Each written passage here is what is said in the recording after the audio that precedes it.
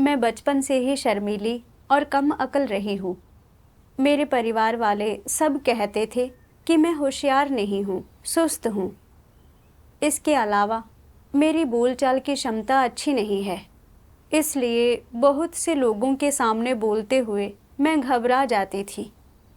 जैसे ही मैं घबराती, मेरा दिमाग खाली हो जाता और इसलिए मैं अक्सर चुप रहती थी।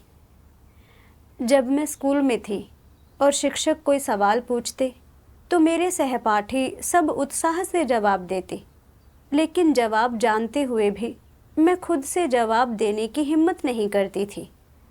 मैं बस निष्क्रिय रूप से शिक्षक के बुलाने का इंतज़ार करती या अपने मन में चुपचाप जवाब दे देती थी। मेरे परिवार और दोस्त सब कहते थे कि मैं कम अकल और बोलने में कच्ची थी। मेरे पिता भी अक्सर मुझे धीमी उड़ने वाली चिड़ियों की कहानी सुनाते थे कि उन्हें बाकी चिड़ियों से पहले उड़ना पड़ता है ताकि अपनी कमी की भरपाई कर सके। समय बीतने के साथ मुझे भी लगने लगा कि मैं थोड़ी सुस्त थी और महसूस होता था कि मेरा किया कोई भी काम दूसरों को दिखाने के लायक नहीं था। इसलिए मैं खुद में सिमट गई थी। परमेश्वर में विश्वास करने के बाद मैंने देखा कि मेरे भाई बहन कितने दयालु थे और मुझे लगा जैसे वे मेरा परिवार थे। मैं भी खुलकर अपने भाई बहनों से अपनी दशा और मुश्किलों के बारे में बात करती थी। हर कोई मेरी मदद और मुझे प्रोत्साहित करता था और मैं कम बेबस महसूस करने लगी। मेरा दिल मुक्त और आनंद से भरा हुआ महसूस करता था। हालांकि बहुत से लोगों के सामने बोलते हुए मैं अभी भी बहुत बेबस महसूस करती थी। कुछ सभाएं थीं जिनमें बहुत से लोग थे और जब संगति करने की मेरी बारी आई तो मैं इतनी घबरा गई कि कांपने लगी। मेरे विचार सब गड़बड़ा गए और मैं बोलते बोलते लड़खड़ाने लगी। कई बहनों ने मुझे देखने के लिए सिर उठाया और मैं शर्मिंदगी से मुस्कुरा दी। उस समय मेरा चेहरा शर्म से जल रहा था। मैं चाहती थी कि धरती फट जाए और मैं उसमें समा जाऊं। मैं सोचने लगी, मेरे भाई बहन मेरे बारे में क्या सोचते होंगे? क्या वे सोचते होंगे कि मैं बहुत ही बेकार हूँ? लगता है कि मुझे भविष्य में कम बोलना चाहिए और अच्छी काबिलियत वाले भाई बहनों को ज़्यादा संगति करने देना चाहिए। बाद की सभाओं में जब बहुत से लोग होते तो मैं हमेशा सबसे आखिर में संगति करती। कभी कभी तो मैं संगति करती ही नहीं थी। मैं केवल तभी सरल शब्दों में संगति करने की हिम्मत करती थी जब वहाँ ज़्यादा लोग नहीं होते थे या उन भाई बहनों के सामने जिन्हें मैं अच्छी तरह से जानती थी। कभी कभी मैं अपना कर्तव्य निभाने में कुछ नतीजे हासिल करती थी और पर्यवेक्षक ने मुझसे अच्छे तरीके बताने को कहा ताकि सभी उनसे सीख सकें और संदर्भ के रूप में उपयोग कर सकें। हालांकि जैसे ही मैंने कई भाई बहनों के सामने चीज़ों पर चर्चा करने के बारे में सोचा, मैं बहुत डर गई। मुझे चिंता हुई कि जब समय आएगा तो मैं घबरा जाऊंगी और ऊल जुलूल बोलूंगी। यह कितना शर्मनाक होगा। मैंने यह कहकर बार बार मना कर दिया कि मेरे पास कोई ख़ास तरीके नहीं हैं। बाद में मैंने विचार किया, मैं हर बार बहुत से लोगों के सामने बोलने की ज़रूरत पड़ने पर क्यों डर जाती और पीछे हट जाती थी। एक बार मैंने परमेश्वर के वचन पढ़े। सर्वशक्तिमान परमेश्वर कहता है, कुछ लोग ऐसे होते हैं जो बचपन से ही मंदबुद्धि वाले, अल्पभाषी और साधारण रूप रंग वाले होते हैं। इसलिए उनके परिवारों और समाज में अन्य लोग उनके बारे में कुछ नकारात्मक टिप्पणियां करते हैं। उदाहरण के लिए लोग कहते हैं, यह बच्चा उल्लू का पट्ठा है वह चीज़ों पर धीमी प्रतिक्रिया करता है और वह एक अनाड़ी वक्ता है। देखो, उस व्यक्ति की बच्ची को उसकी मीठी बातें सचमुच लोगों को मोहित कर लेती हैं। जब यह बच्चा लोगों से मिलता है तो उसे नहीं पता कि क्या कहना है या लोगों को कैसे प्रसन्न करना है, और जब वह कुछ गलत करता है तो उसे नहीं पता कि कैसे समझाए या अपने आप को सही कैसे ठहराए। यह बच्चा मूर्ख है। यह उसके माता पिता कहते हैं और उसके रिश्तेदार, दोस्त और शिक्षक भी कहते हैं। यह परिवेश अप्रत्यक्ष रूप से ऐसे व्यक्तियों पर एक प्रकार का दबाव डालता है जिससे वे अनजाने में एक विशेष प्रकार की मानसिकता विकसित कर लेते हैं। कैसी मानसिकता? उन्हें लगता है कि वे आकर्षक नहीं हैं और किसी को उनका रूप पसंद नहीं है, और वे अपनी पढ़ाई में अच्छे अंक नहीं लाते और धीमी प्रतिक्रिया करते हैं। वे हमेशा दूसरों को देखकर मुंह खोलकर बोलने में शर्मिंदगी महसूस करते हैं, और जब लोग उन्हें चीज़ें देते हैं तो धन्यवाद कहने में भी बहुत शर्मिंदगी महसूस करते हैं। वे मन में सोचते हैं, मैं ऐसा भद्दा वक्ता क्यों हूँ? अन्य लोग इतने वाक्पटु क्यों हैं? मैं निरा बेवकूफ़ हूँ। अवचेतन रूप से वे सोचते हैं कि वे बेहद बेकार हैं, फिर भी यह स्वीकार करने को तैयार नहीं होते कि वे इतने बेकार हैं, इतने बेवकूफ़ हैं। मन ही मन वे खुद से अक्सर पूछते हैं, क्या मैं इतना बेवकूफ़ हूँ? क्या मैं सचमुच इतना अप्रिय हूँ? उनके माता पिता उन्हें पसंद नहीं करते, न ही उनके भाई बहन, न शिक्षक और सहपाठी। और वक्त वक्त पर उनके परिवारजन, उनके रिश्तेदार और मित्र उनके बारे में कहते हैं, वह नाटा है, उसकी आँखें और नाक छोटी हैं, ऐसे रंग रूप के साथ बड़ा होकर कुछ खास नहीं कर पाएगा। ऐसे परिवेश में वे अपने हृदय में प्रारंभ में प्रतिरोध महसूस करने से लेकर धीरे धीरे अपनी ही अपर्याप्तताओं और कमियों को स्वीकारने और मानने लगते हैं, लेकिन उसी समय उनके हृदय की गहराइयों में एक नकारात्मक भावना उत्पन्न होती है। इस भावना को क्या कहते हैं? हीनता। जो लोग हीन महसूस करते हैं वे केवल अपनी कमियों को देखते हैं, अपनी खूबियों को नहीं। वे हमेशा महसूस करते हैं कि वे आकर्षक नहीं हैं और अप्रिय हैं, कि उनकी बुद्धि तेज नहीं है और उनकी प्रतिक्रियाएं धीमी हैं, और वे लोगों को समझ पाने में असमर्थ हैं। संक्षेप में, वे पूरी तरह से अपर्याप्त महसूस करते हैं। हीनता की यह मानसिकता धीरे धीरे तुम्हारे हृदय के भीतर हावी होने लगती है, और यह एक अडिग भावना बन जाती है जो तुम्हारे हृदय को जकड़ लेती है।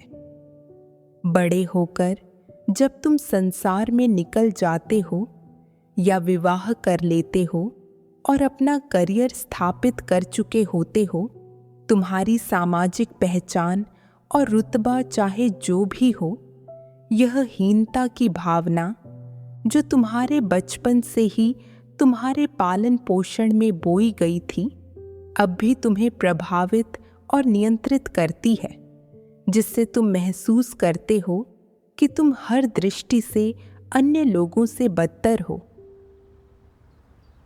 परमेश्वर के वचन मेरी दशा से संबंधित थे। बचपन से ही मेरे आसपास के लोग मुझे बोलने में कच्ची और धीमी बुद्धि वाली कहते थे। मेरे परिवार वाले भी अक्सर कहते थे, देखो तुम्हारी बड़ी बहन कितनी होशियार है, तुम जैसी हो तुम कहीं भी नहीं चल पाओगी। धीरे धीरे मुझे लगने लगा कि मैं दूसरों से कम होशियार थी और मेरे अंदर हीन भावना पैदा हो गई। बचपन से लेकर बड़े होने तक मुझे कभी नहीं लगा कि मुझ में कोई खूबी है। अभिव्यक्त करने की मेरी क्षमता खराब थी और मेरी मानसिक सहन शक्ति भी कमज़ोर थी। इसलिए मैं बहुत से लोगों के सामने बात करते हुए घबरा जाती थी और ऊपर से मैं बहुत हाजिर जवाब भी नहीं थी। इसलिए मैं अक्सर ज़्यादा बात नहीं करती थी और बहुत सी चीज़ों में हिस्सा नहीं लेती थी। परमेश्वर में विश्वास करने के बाद मैं अक्सर डरती थी कि मेरे भाई बहन मुझे नीची नज़र से देखेंगे, क्योंकि मैं खुद को अच्छी तरह से व्यक्त नहीं कर पाती थी और शर्मिंदगी से बचने के लिए मैं कम से कम बोलने की कोशिश करती थी।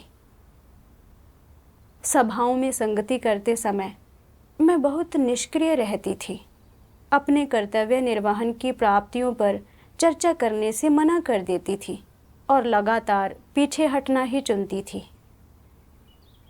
हीन भावना से प्रभावित होकर मैंने सत्य पाने के कई मौके खो दिए और जो कर्तव्य मैं कर सकती थी वे भी नहीं कर पाई। मुझे लगा कि मेरा जीवन दयनीय था, इसलिए मैं इस समस्या को हल करने के लिए सत्य खोजना चाहती थी। एक दिन मैंने परमेश्वर के वचन पढ़े। सर्वशक्तिमान परमेश्वर कहता है, तुम्हारा दिल हीन भावना से सराबोर है और यह भावना बड़े लंबे समय से रही है।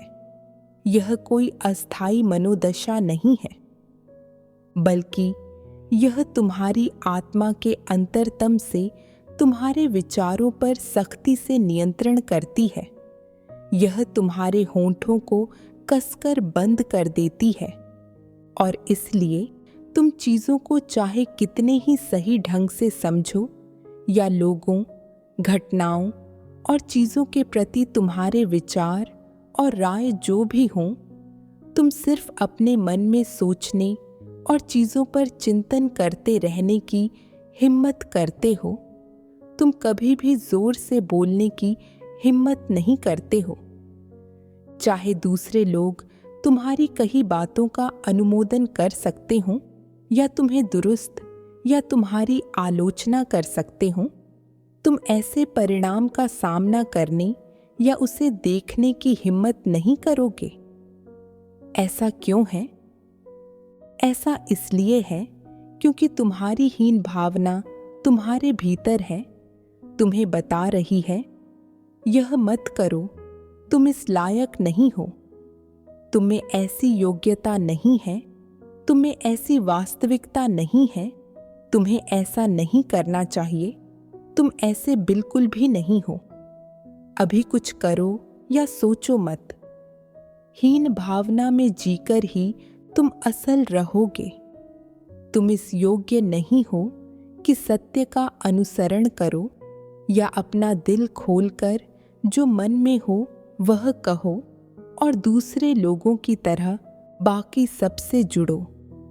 ऐसा इसलिए क्योंकि तुम किसी काम के नहीं हो, तुम उनके जितने अच्छे नहीं हो। लोगों के दिमाग में उनकी सोच को यह हीन भावना निर्देशित करती है। सामान्य व्यक्ति को जो दायित्व निभाने चाहिए उन्हें निभाने से और जो सामान्य मानवता का जीवन उन्हें जीना चाहिए उसे जीने से यह रोकती है। साथ ही यह लोगों और चीज़ों के प्रति उनके दृष्टिकोण, उनके आचरण और कार्य के तरीकों और साधनों और दिशा और लक्ष्यों का निर्देशन भी करती है। इन विशिष्ट अभिव्यक्तियों और खुलासों से हम देख सकते हैं कि जब एक बार यह एक नकारात्मक भावना, हीन भावना प्रभाव डालने लगती है और लोगों के अंतरतम में जड़ें जमा लेती है, तो जब तक वे सत्य का अनुसरण न करें, उनके लिए इसे निर्मूल करना और इसकी बाध्यता से निकलना बहुत कठिन होगा। वे अपने हर काम में इससे बाध्य होंगे। यूं तो इस भावना को भ्रष्ट स्वभाव नहीं कहा जा सकता, लेकिन यह पहले ही बहुत गंभीर नकारात्मक प्रभाव डाल चुकी है। यह उनकी मानवता को गंभीर नुकसान पहुंचाती है। उनकी विविध भावनाओं और उनकी सामान्य मानवता की बातों और कार्यों पर बहुत नकारात्मक प्रभाव डालती है, जिसके अत्यंत गंभीर परिणाम होते हैं। इसका गौण प्रभाव है उनके व्यक्तित्व, उनकी अभिरुचियों और उनकी महत्वाकांक्षाओं को प्रभावित करना। इसका प्रमुख प्रभाव है जीवन के उनके उद्देश्यों और दिशा को प्रभावित करना। इस हीन भावना को तुम चाहे इसके कारणों, इसकी प्रक्रिया और व्यक्ति पर होने वाले इसके परिणामों में से जिस भी पहलू से देख लो, क्या यह ऐसी चीज नहीं है जिसे लोगों को त्याग देना चाहिए?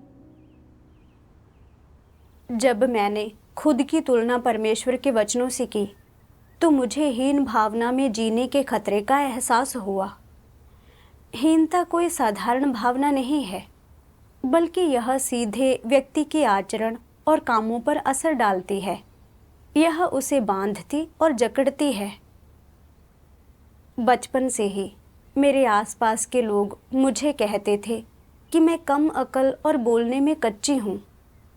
मेरे पिता भी अक्सर मुझे धीमी उड़ने वाली चिड़ियों की कहानी सुनाते थे कि उन्हें बाकी चिड़ियों से पहले उड़ना पड़ता है ताकि अपनी कमी की भरपाई कर सकें। धीरे धीरे मुझे लगने लगा कि मैं जन्म से ही दूसरों से सुस्त थी और इसलिए मैं अक्सर चुप रहती थी और यहाँ तक कि जो काम मैं कर सकती थी उन्हें भी करने की पहल करने की हिम्मत नहीं करती थी।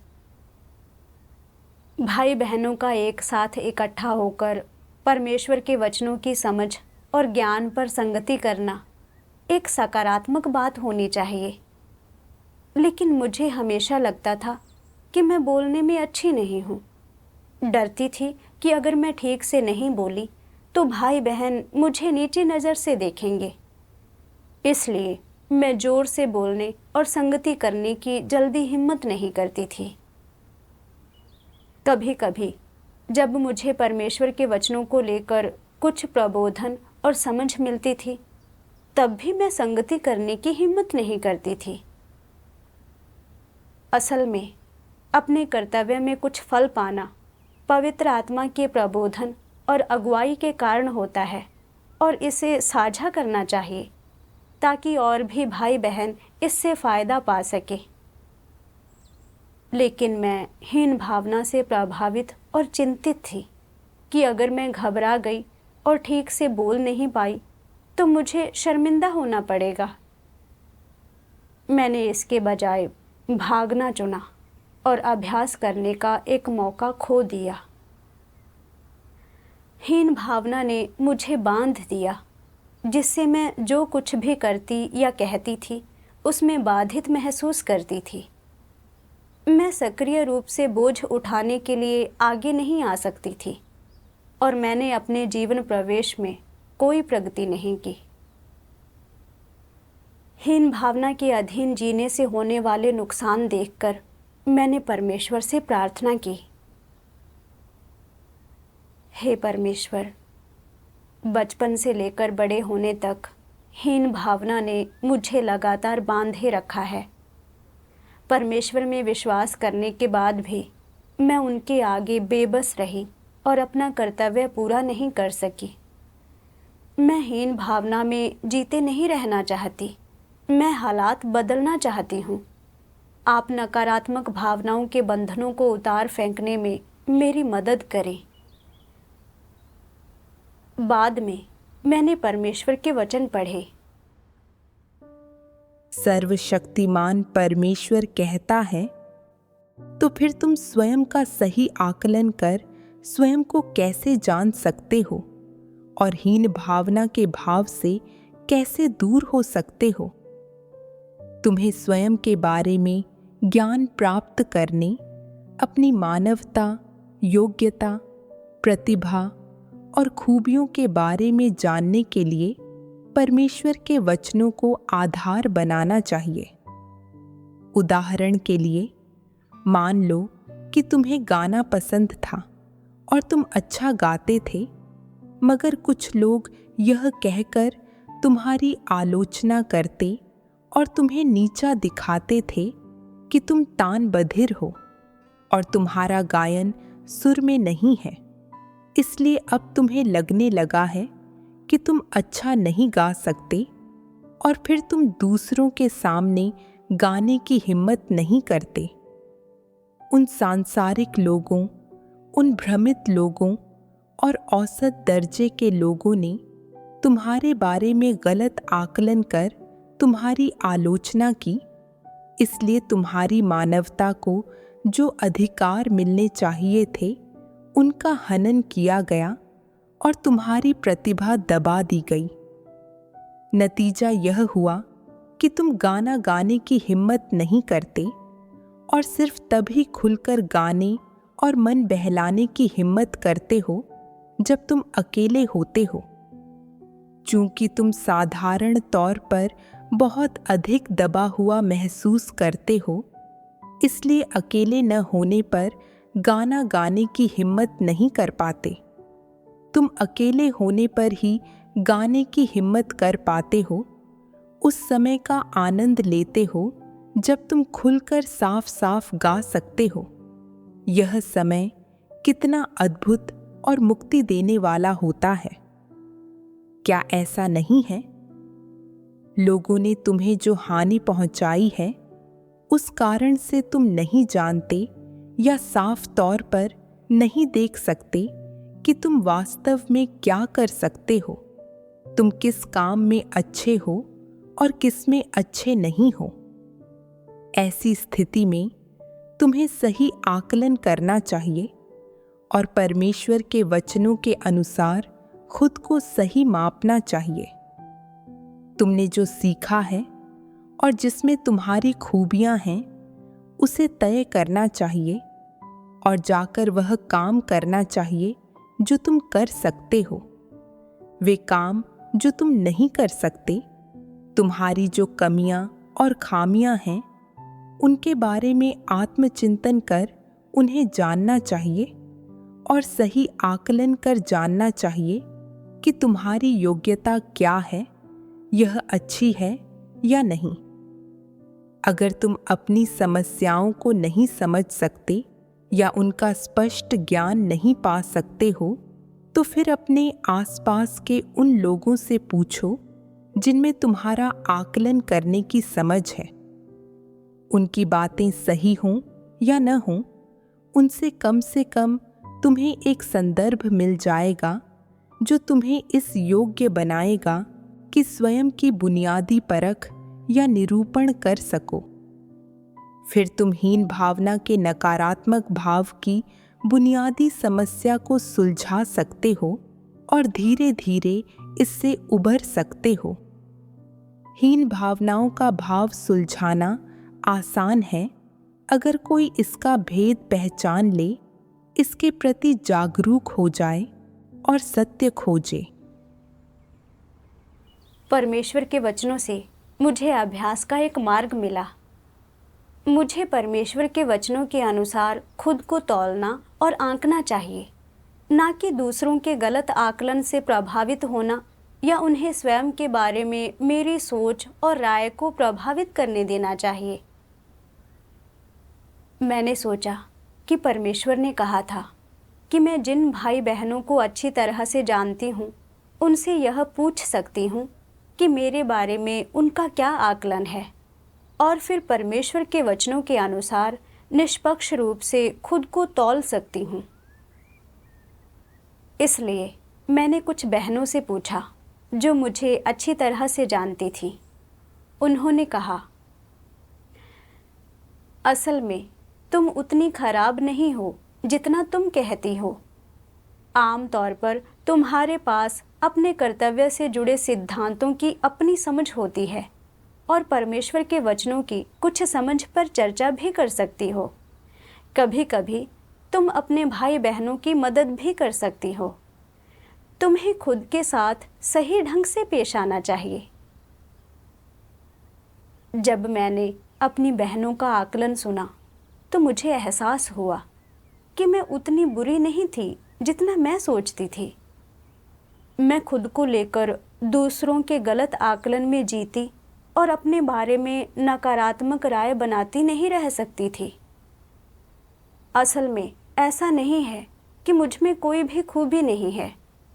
भले ही मेरा व्यक्तित्व कुछ अंतर्मुखी है और मैं दूसरों की तुलना में खुद को कम व्यक्त कर पाती हूँ, लेकिन ज़्यादातर समय मैं कुछ बातों को स्पष्ट रूप से समझा पाती हूँ। अपने कर्तव्य को निभाने में अभ्यास के कुछ अच्छे मार्ग खोज पाती हूँ और कुछ भूमिका निभा पाती हूँ। मुझे अपनी कमियों से विवेकपूर्ण ढंग से पेश आना चाहिए।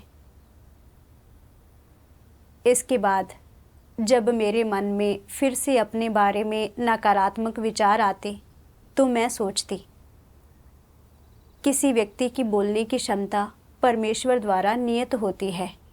मैं अपनी कमियों के कारण खुद को दूसरों से हीन महसूस करके हर मोड़ पर बेबस नहीं हो सकती। मुझे सही मानसिकता अपनानी चाहिए और इसे सही ढंग से लेना चाहिए। जो काम मैं अच्छे से कर सकती हूँ उन्हें करने की पूरी कोशिश करनी चाहिए। एक बार मैंने एक बहन को अपनी दशा के बारे में बताया। उसने कहा कि मेरी मुख्य समस्या यह थी कि मैं अपने सम्मान को बहुत ज़्यादा महत्व देती थी और इसकी बहुत ज़्यादा परवाह करती थी कि दूसरे लोग मेरे बारे में क्या सोचते हैं। मैंने इस तरह की दशा को हल करने से संबंधित परमेश्वर के वचन पढ़ने के लिए खोजे। परमेश्वर के वचन कहते हैं,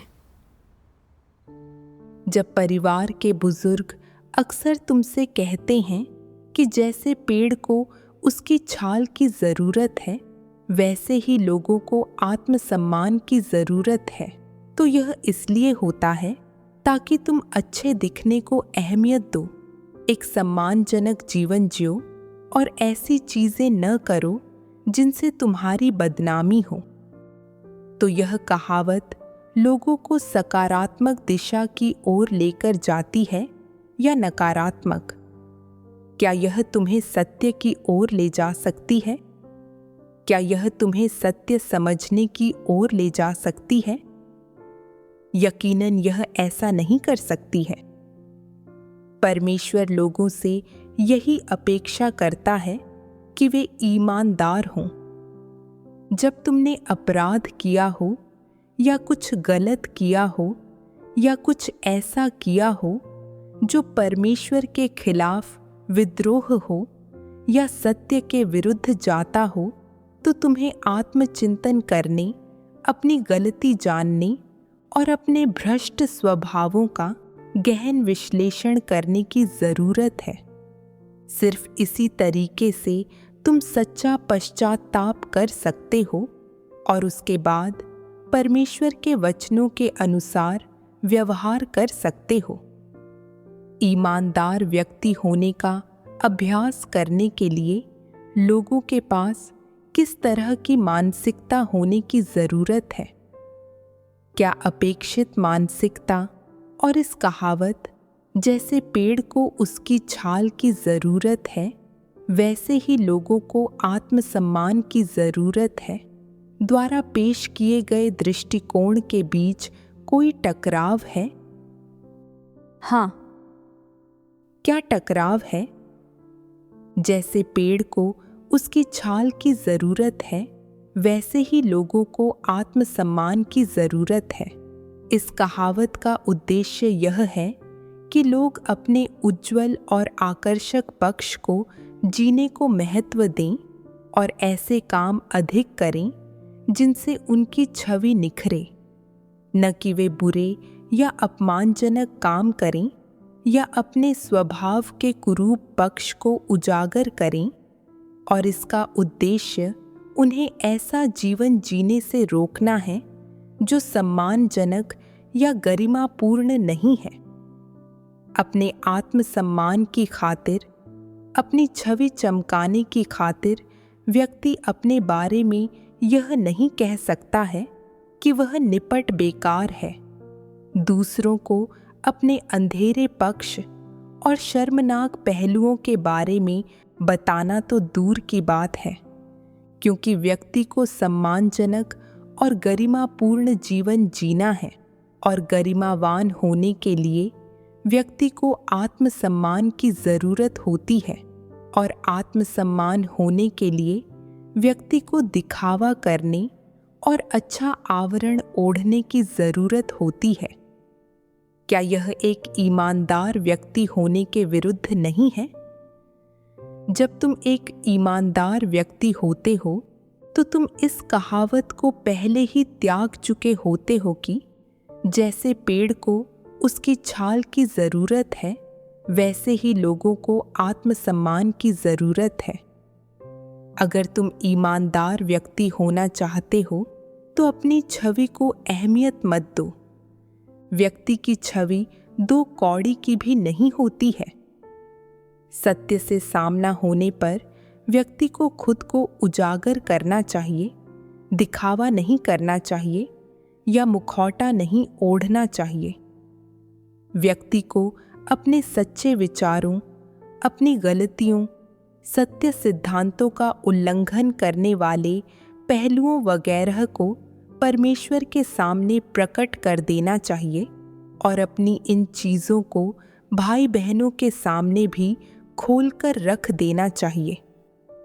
यह अपने आत्मसम्मान की खातिर जीने का मामला नहीं है, बल्कि एक ईमानदार व्यक्ति होने की खातिर जीने, सत्य का अनुसरण करने की खातिर जीने, एक सच्चा सृजित प्राणी बनने की खातिर जीने और परमेश्वर को संतुष्ट करने और खुद को बचाए जाने की खातिर जीने का मामला है। लेकिन जब तुम इस सत्य को नहीं समझते हो और परमेश्वर के इरादों को नहीं समझते हो, तब तुम्हारे परिवार के शिक्षा के प्रभावों से उपजी बातें तुम्हारे दिल में प्रमुखता पाने लगती हैं।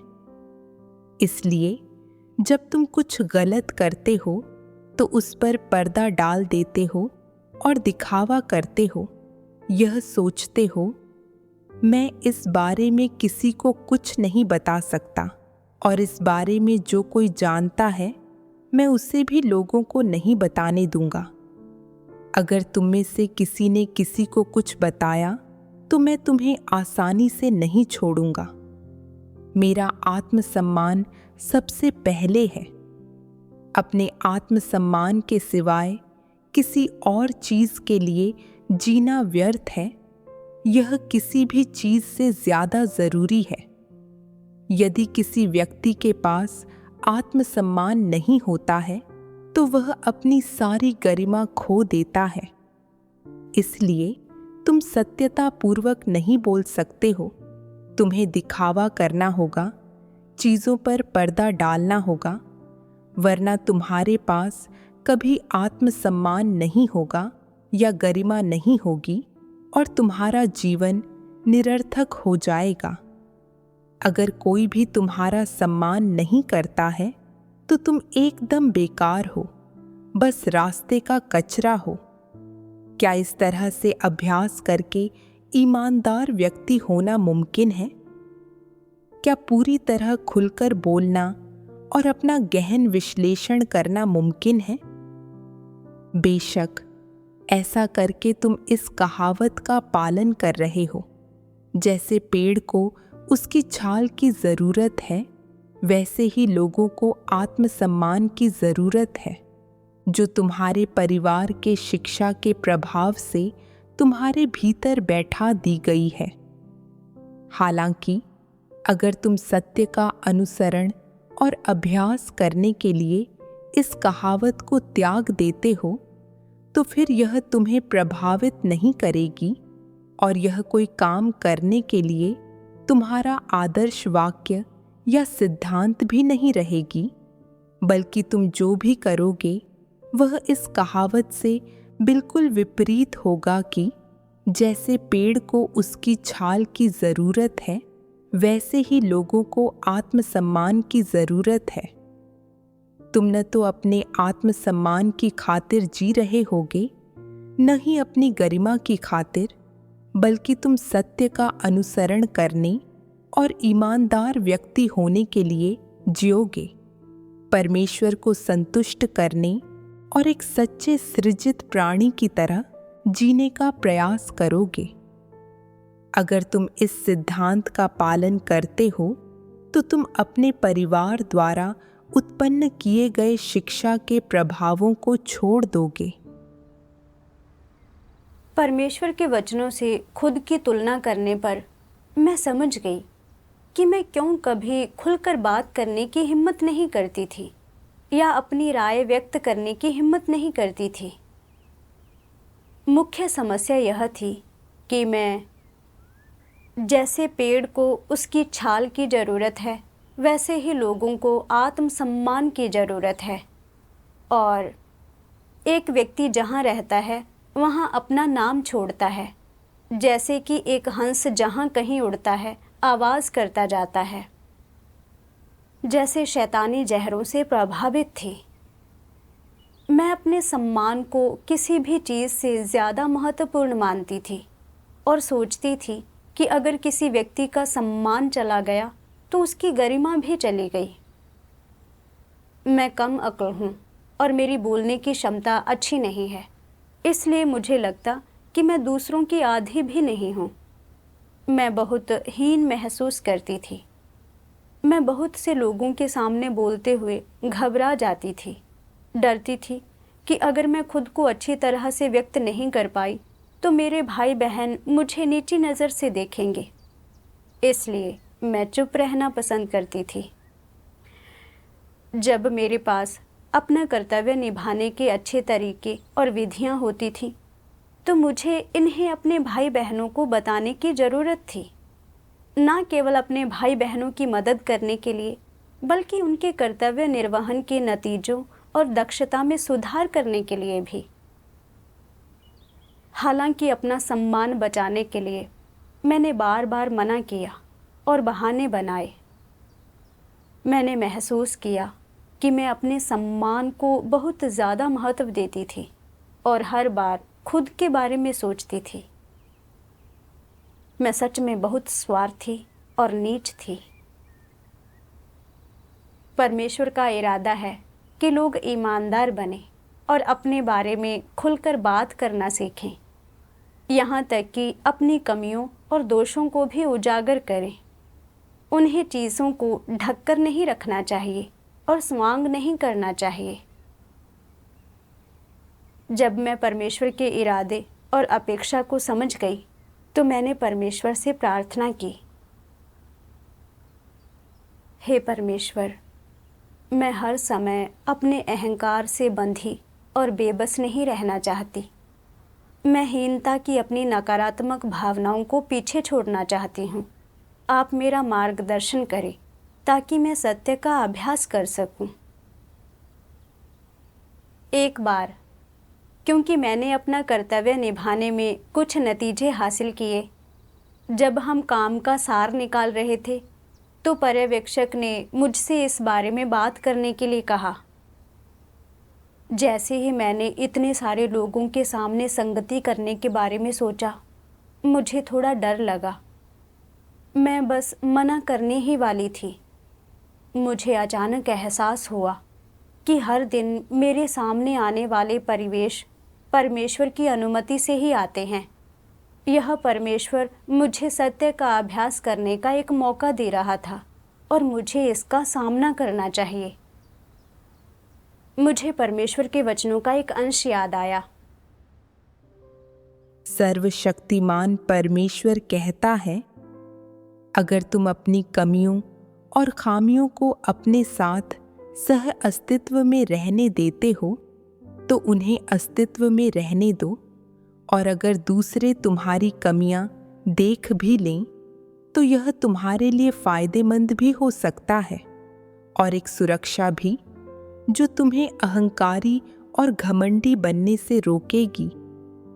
बेशक कई लोगों को अपनी कमियां और खामियां प्रकट करने के लिए साहस की जरूरत होती है। कुछ लोग कहते हैं, हर कोई अपनी खूबियां और गुण प्रकट करता है। कौन जानबूझकर अपनी कमजोरियां और खामियां प्रकट करेगा? ऐसा नहीं है कि तुम जानबूझकर उन्हें प्रकट करते हो, बल्कि तुम उन्हें प्रकट होने देते हो। उदाहरण के लिए, अगर तुम डरपोक हो और अक्सर बहुत सारे लोगों के आसपास होने पर बोलते समय घबरा जाते हो, तो तुम दूसरों से यह कहने की पहल कर सकते हो, मैं बोलते समय आसानी से घबरा जाता हूँ। मैं बस यह चाहता हूँ कि हर कोई मेरी स्थिति समझे और मेरी आलोचना न करे। तुम अपनी कमियां और खामियां हर किसी के सामने प्रकट करने की पहल करो, ताकि वह तुम्हारी स्थिति समझ सके और तुम्हें सहन कर सके, और ताकि हर कोई तुम्हें जान जाए। जितना ज्यादा हर कोई तुम्हें जानेगा, तुम्हारा दिल उतना ही ज्यादा शांत होगा और तुम अपनी कमियों और खामियों से उतने ही कम बाधित होगे। यह असल में तुम्हारे लिए फायदेमंद और मददगार होगा। हमेशा अपनी कमियां और खामियां छिपाना यह साबित करता है कि तुम उनके साथ सह अस्तित्व में नहीं रहना चाहते। अगर तुम उन्हें अपने साथ सह अस्तित्व में रहने देते हो, तो तुम्हें उन्हें प्रकट करना होगा। शर्मिंदा या हतोत्साहित महसूस मत करो और खुद को दूसरों से हीन मत समझो, या यह मत सोचो कि तुम बेकार हो और तुम्हारे बचाए जाने की कोई उम्मीद नहीं है।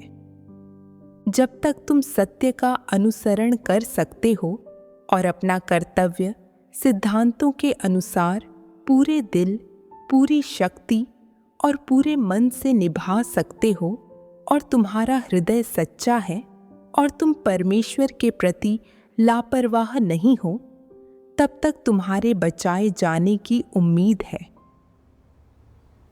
परमेश्वर के वचनों से मैंने देखा कि अगर किसी व्यक्ति में कुछ कमियां और समस्याएं हैं, तो परमेश्वर उसकी निंदा नहीं करता, और इसका मतलब यह नहीं है कि वह व्यक्ति दूसरों से हीन है। परमेश्वर चाहता है कि हम अपनी कमियों से सही ढंग से पेश आएं और उनके साथ जिएं। अगर हम दूसरों द्वारा नीची नज़र से देखे जाने के डर से अपनी कमियों को छिपाते हैं, तो यह स्वांग और छल करना है, और हम हर मोड़ पर बेबस रहेंगे। जो हम कर सकते हैं उसे भी पूरी तरह से नहीं कर पाएंगे।